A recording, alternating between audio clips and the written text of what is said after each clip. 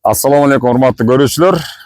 Кара Суу шаары, Кара Суу базарындагы жер семирткич саткан базар менен Тоок базар бул жака жылыптыр. Тагыраагы ошо мурунку ордунан Өдөракка келгенде бул жакта базардын арты менен өткөн жол бар, айланма жол. Ошол жол менен эле бир аз жүргөндө бул жакта вышканы ориентир алсаңыздар болот, высоковой линияны болжол алсаңыздар болот. Бул жак Тоок базар, анан бул жакта болсо жер семирткич базар ушул жака жылыптыр. Так, жер семирткичтердин бааларына сиздерге айта кетейин. Мочевина 66-67 сом, азот 45 сом экен. Алтын күгүрттен. Алтын күгүрт канча сом? 50 сом.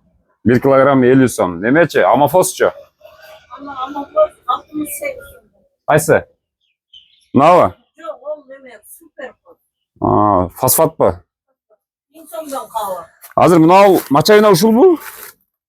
Мочевина мынакта неме уякта жүрүп. Калий 40 сомдон. Калий 40 сом. Диамофос 68. Диамофос 68 дейт. Но азот экен. 1 килограммы 45 сом экен. Былтыркыга салыштырмалуу баа бир аз түзүгүрөөк деле кымбат десек болот. Мына мочевина актар. Мочевинанын баасы болсо 68 сом экен 1 килограммы. Мындай кымбатчылык болбойт туугандар. Дыйкандар кыйналат. Эртең бул менен бышкан азыктардын баасы да кымбаттайт ушуга карапчы.